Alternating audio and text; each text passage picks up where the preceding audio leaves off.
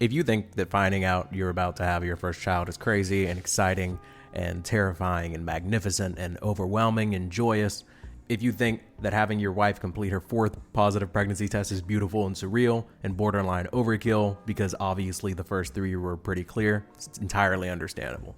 You can imagine going to the baby doctor people and having them tell you that you're actually 5 for 5 now because they ran a test and yeah, turns out she's actually really pregnant.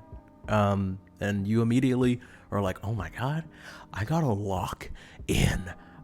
You start pouring out alcohol, you're telling your family and close friends, you're doing all the fun things, sharing the good news, and you're thinking about baby names. Like you think that you know, but then you're like, oh, maybe we should reconsider because now it's real.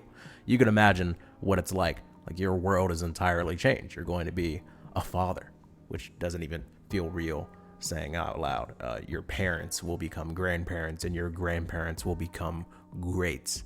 But then imagine going to the baby doctor for a day that you and your wife have marked as baby day, and you get to see the little nugget, see the little bean. You like barely even sleep the night before, and you wake up after a few hours and you have bags under your eyes, but you've never felt so alive.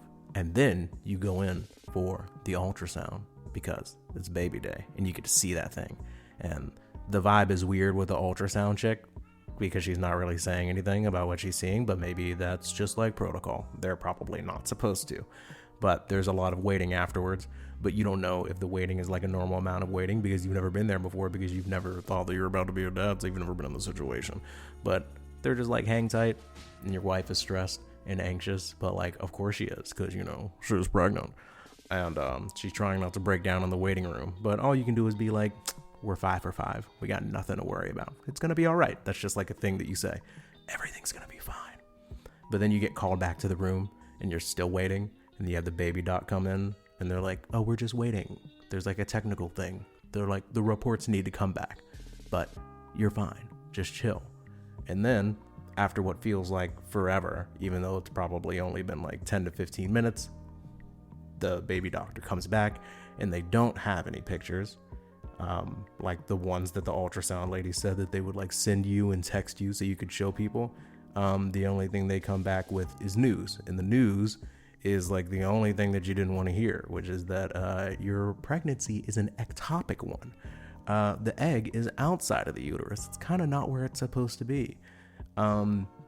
Also, the other thing is that there's no baby.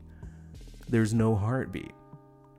So for a moment you're thinking like, oh, maybe we're just really early in the process. But this, you know, whole being in the wrong place thing is like it's not gonna jive. It's not viable. It can't stay like that. And in fact, your person, your wife has to be injected with something that's gonna flush this fertilized egg out, and you can just like try again another time.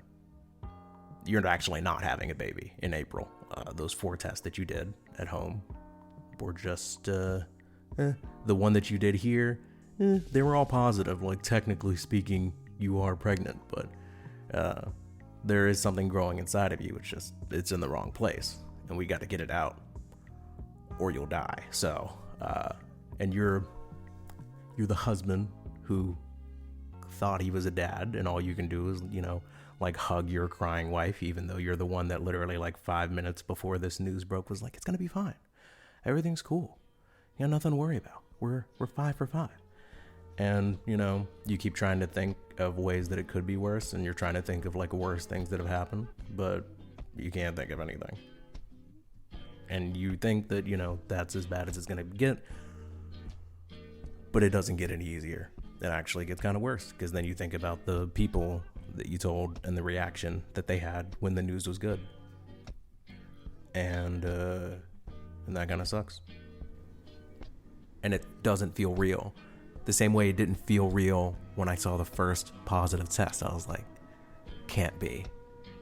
Run it back, turbo. 2 more times, 2 more tests. You go to sleep and you wake up the next morning and you're like, no, she's not pregnant. Do it again. And then the 4th one, and you're like, okay. But then days pass, and you're like, okay. I'm just now getting used to it. It's just now getting real. And it's like the complete opposite of that when you find out that it's not. Every day you wake up and you're like, there's no baby. Yeah, I have a baby book. Yeah, I told people that it was real. Yeah, the tests were definitely positive, but there's no baby.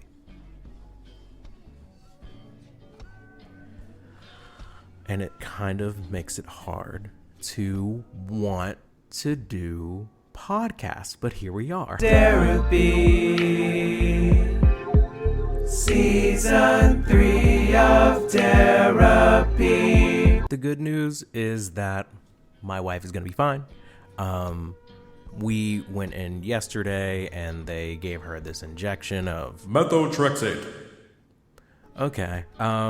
So she got that and it wasn't like very invasive at all. Actually, it was actually a butt injection. No BBL.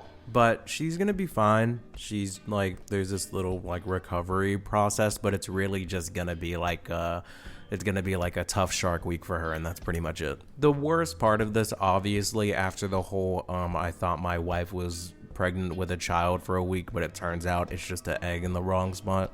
Like that's obviously like that's the worst. It's the worst thing that's ever happened to me, and I was like really depressed about it. And honestly, I probably still am a little bit, but I have to work. Another really difficult part of this process has been just like not wanting to talk to anybody about anything, because every time, you know, you have a conversation with someone, you know, like the normal thing to do in a conversation is be like, what's up? And the only thing that's up right now is I thought that my wife was pregnant with my first child, and now she's not. I simply don't have a lot to say. I think the main reason I wanted to get this out is just because it's all I ever think about, and the podcast is called Derapy, and typically no matter what the topic is, no matter what it's about, especially if it's about me, usually if I get it out there and talk about it, then I can kind of like set it free in a way, even though it still hoits. But this is also a bit of a PSA. If you are experiencing symptoms that feel like pregnancy, absolutely. If you have like health insurance, I think one of the most important things that you can do is like get an ultrasound early on. Make sure things are in the right place. Also, if you have any like specific pain like in your lower abdomen regions, but you like aren't having a period at the time, then definitely consider that it might be an ectopic type thing. Apparently it hits like 1 in 50 people, which just makes me feel extremely lucky. But it's crazy to have a podcast where you kind of talk about anything, especially yourself, and then not talk about what I thought was going to be the most monumental thing that happened in my life, and then turned out to be still one of the most monumental things that happened in my life, but it just turned out to be like on the bad side, a pretty negative ending, a pretty anticlimactic close to this little baby saga of ours. The good news is I could still try again, and by the way, I know that this is like the worst way ever to like come out and admit, yes, I have been having sex. We should cut that. No, have a laugh. This episode should ultimately serve a few purposes, and I want to reiterate those and then end this because I hate talking about this, thinking about this. It's awful. I hate it. I'm having a bad time. This is incredibly hard.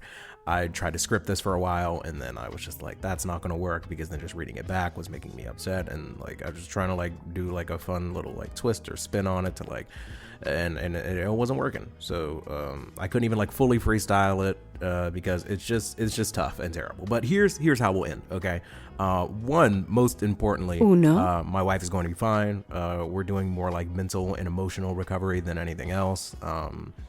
Two, hopefully this explains why I've been like super sporadic for the past couple weeks with the show, and then at a point I was just totally inactive with it. It's been just the most emotionally trying 2 weeks of my life.